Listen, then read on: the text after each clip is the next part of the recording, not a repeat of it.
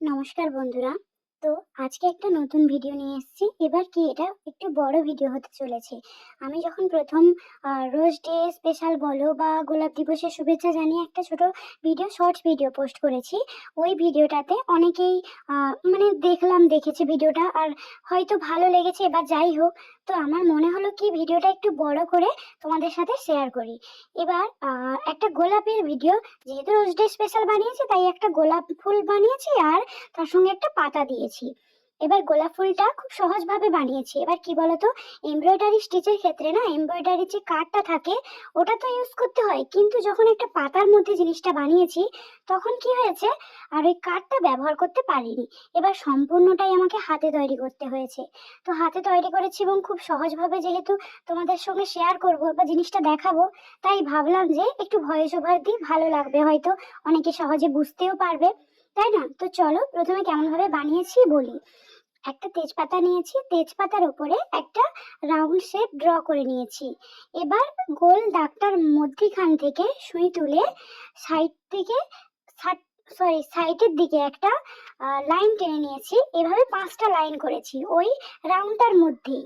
এবার কি করেছি, একটা রাউন্ডের মাঝখান থেকে, রাউন্ডটার পাশ থেকে সুতোটা তুলেছি সুচ দিয়ে।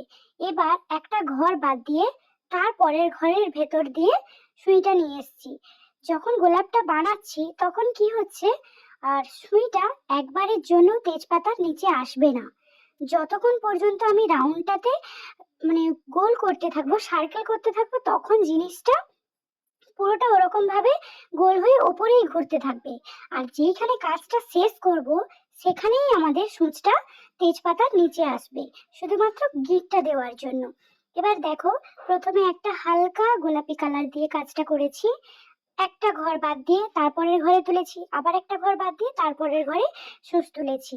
এইরকম করে প্রথমে হালকা গোলাপির ওপর দিয়ে কাজটা করে, তারপর আরেকটু ডিপ গোলাপি দিয়ে কাজটা করেছি, তারপর একটা ব্রাউন কালার দিয়েছি। এবার কি হয়, গোলাপ ফুলগুলো যখন ভেতরে কুঁড়ি অবস্থায় থাকে একটু হালকা কালার থাকে, পরের দিকে ডিপ রং হয়, তো ওই কারণেই আমি এটাও এরকম ভাবে বানানোর চেষ্টা করেছি।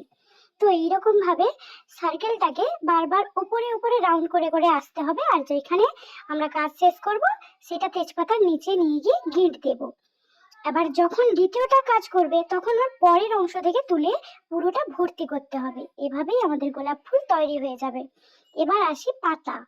পাতা তৈরি করেছি সবুজ কালার দিয়ে। প্রথমে একটা সোজা গাছ করে নিয়েছি, গাছটার প্রথমে সুইটা দিয়ে তুলেছি। তোলার পর যেই গাছটা করেছি না, গাছটার ডান পাশ অথবা বাম পাশ থেকে সুইটা নিচ দিয়ে তুলতে হবে, তেজপাতার নিচে দিয়ে। এবার তুলে আবার ডান পাশে নিয়ে আসতে হবে। যদি ডান পাশে করে থাকো বাম পাশে যেতে হবে, আর বাম পাশে করে থাকলে ডান পাশে আসতে হবে। এভাবে ক্রিসকস পদ্ধতি অথবা গুণ চিহ্ন যেরকম হয় ওই রকম পদ্ধতিতে পাতাগুলো ভরাট করতে হবে। একের পর এক পরপর নিচের দিকে নেমে নেমে এসে পাতা আকৃতির হয়ে যাবে। প্রথমে একটা ডিপ কালারে করেছি। এবার একটু স্টাইল করার জন্য বলো বা সুন্দর দেখানোর জন্য আমি কি করেছি, ভেতরে একটা হালকা সবুজ কালার দিয়েছি, যেটা কচি কলা পাতার রং হতে পারে। এই রকম কচি কলা পাতার মতো জিনিসটাকেও ভেতরে একটা গাছ করেছি ওই প্রথম পাতাটার উপর। গাছ করে আবার ক্রিসকস পদ্ধতিতে এপাশ ওপাশ করে সুই তুলে ওপর নিচ করে আমি ভেতরের পাতাটাও করেছি, যার ফলে আমার পাতাটা দেখতেও একটু অন্যরকম হয়েছে এবং কালারের রঙের সৌন্দর্যটাও ফুটে উঠেছে। তোমরাই দেখলে বুঝতে পারবে। তারপর সুই সুতোর কাজটা কমপ্লিট হলো। কমপ্লিট হওয়ার পর তখন আমি এই তেজপাতাটাকে আরো সৌন্দর্য আনার জন্য একে একটা লাভ চিহ্ন শেপ অথবা পান পাতা বলতে পারো, এরকম শেপে কেটে নেওয়ার চেষ্টা করেছি। প্রথমে তেজপাতার উপর পেন্সিল দিয়ে ড্র করে নিয়েছি, তারপর কাঁচি ব্যবহার করে এটাকে আমি লাভ চিহ্ন অথবা পান পাতা শেপে কেটে নিয়েছি। তো আমার এই লং ভিডিওটা কেমন লাগলো, আমি জানি আমার ভয়েস অতটাও ভালো নয় এবং আমি ভালোভাবে বলতেও পারি না। সো তোমরা একটু কষ্ট করে আমার ভিডিওটা দেখো এবং জানিও কেমন হয়েছে। প্রথমবার কোনো বড় ভিডিও আপলোড দিচ্ছি। সবাইকে অনেক ধন্যবাদ। সবাই ভালো থেকো, সুস্থ থেকো। Bye bye.